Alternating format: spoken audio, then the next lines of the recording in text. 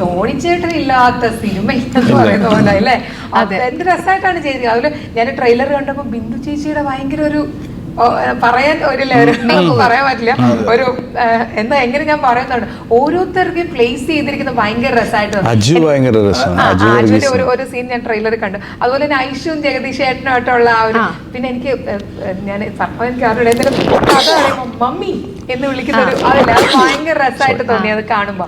അപ്പം അങ്ങനത്തെ എങ്ങനെയായിരുന്നു ഇവരുടെ കൂടെ, കാരണം ജഗദീഷ് ചേട്ടൻ ഇപ്പൊ ഒരു സെക്കൻഡ് വരവിൽ എന്താ കഥാപാത്രങ്ങൾ ചെയ്യുന്നു.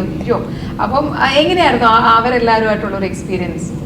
ഭയങ്കര എന്താ പറയുക, ജഗദീഷേൻ്റെ കൂടെ വർക്ക് ചെയ്യുമ്പോൾ ജഗദീഷേട്ടൻ്റെ ഒരു ഫോക്കസും പരിപാടിയൊക്കെ നമുക്ക് ഭയങ്കര ഇതായിട്ട് തോന്നിയിട്ടുണ്ടായിരുന്നു. എന്ന് വെച്ച് കഴിഞ്ഞാൽ ആ സീനിനകത്ത് ആൾ നല്ല പ്ലാൻ പരിപാടികൾ പിടിച്ചും അതെങ്ങനെയായിരിക്കും എന്നൊക്കെ ഉള്ളത് വ്യക്തമായിട്ടുണ്ടാകും.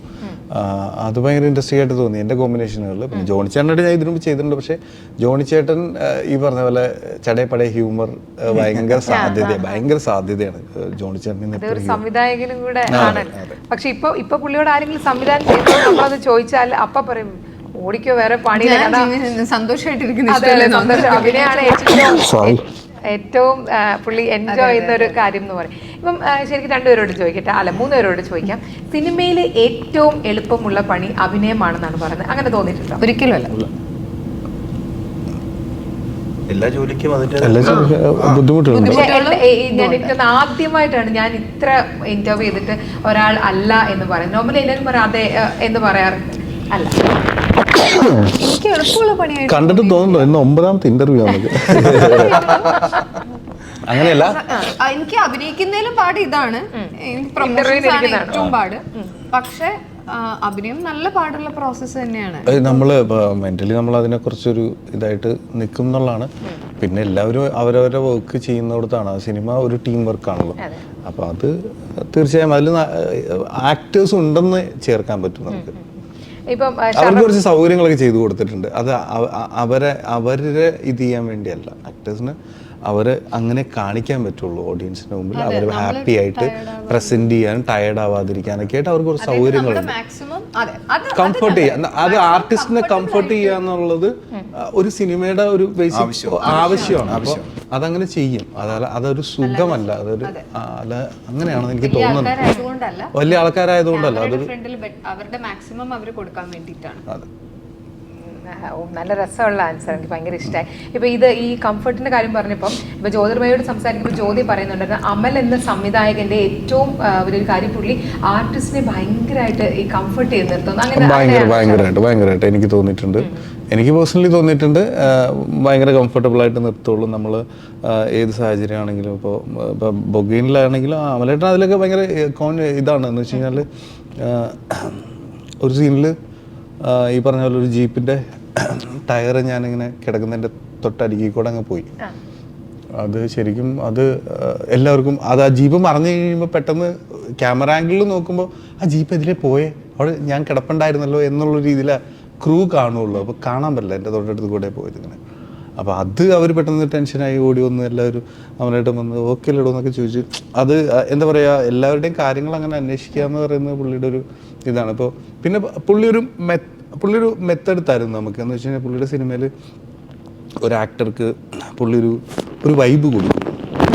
ആ വൈബ് പുള്ളി കൊടുക്കുന്നത് പുള്ളിയുടെ ക്യാരക്ടറിന് വേണ്ടിയുള്ള വൈബ് കൊടുക്കുന്നത്. അതെനിക്ക് തോന്നിയിട്ടുണ്ട്. അത് അദ്ദേഹത്തിൻ്റെ ഒരു രീതിയായിട്ട് എനിക്ക് തോന്നിയിട്ടുണ്ട്. ഇപ്പോൾ വരത്തൻ്റെ സെറ്റിൽ തന്നെ ജോസി ചേട്ടായി എന്ന് അമലേട്ടൻ വിളിക്കുകയുള്ളൂ.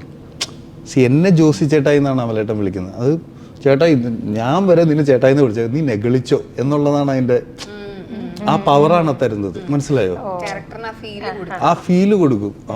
നല്ല നെഗളിച്ച് നടക്കാവുന്ന ആ ഒരു സാധനമാണ് അതിൽ തരുന്നത്. ആ വൈബ് തരും അമലേട്ടൻ. അത് പ്ലാൻഡ് ആണെന്ന് എനിക്ക് തോന്നാറുണ്ട്.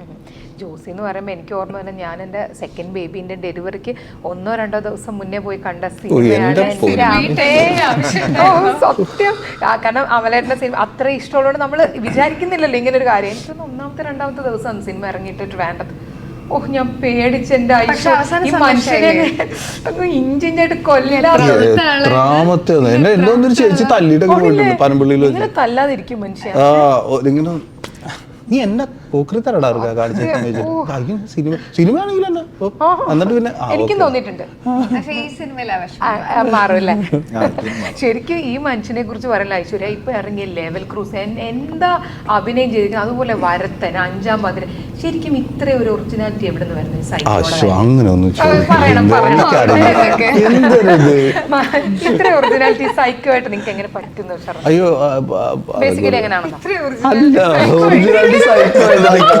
ശരിക്കും അത് പറഞ്ഞിട്ട് പോയാ മതി. പറയും അറിയില്ല, അത് അതെ അങ്ങനെ സത്യമായിട്ട് എനിക്ക് അറിയില്ല, സത്യമായിട്ട് അറിയില്ല. അത് എനിക്ക് ജീവിക്കുകയാണ് ഐശ്വര്യ. ലെവൽ ക്രോസ് കണ്ടില്ലല്ലോ, ജീവിക്കുകയാണ് ഷറഫ് അങ്ങ്. പറഞ്ഞോ. അല്ല ഞാൻ പറഞ്ഞ ചിലപ്പോൾ ഈ കുറേ സിനിമകളിൽ കണ്ട സിനിമകളിൽ നിന്നോ അല്ലെങ്കിൽ കുറേ വായിച്ചതിൽ നിന്ന് നമ്മൾക്കൊരു ബുക്ക് വായിക്കുമ്പോൾ കിട്ടുന്ന ഭാവന ഉണ്ടല്ലോ, അതെനിക്ക് എൻ്റെ ഉത്തരം കേട്ടോ, വലിയ നിലവാരമുള്ള ഉത്തരമായിരിക്കും എന്ന് എനിക്ക് തോന്നുന്നു. അല്ല അങ്ങനെ ഉണ്ടാകുന്ന ഭാവനകൾ നമ്മൾ അതിലെ കഥാപാത്രങ്ങളിൽ കാണുന്ന മുഖത്തിന്റെ ഭാവങ്ങൾ അങ്ങനെയൊക്കെ ആയിരിക്കാം എന്ന് എനിക്ക് തോന്നുന്നു. അല്ലേ, നമ്മൾ അത് അങ്ങനെയാണല്ലോ നമുക്ക് ചെയ്യാൻ പറ്റുക. എനിക്ക് തോന്നുന്നതാണ്. ഞങ്ങളങ്ങ് സമ്മതിച്ചല്ലേ ജോമനെ.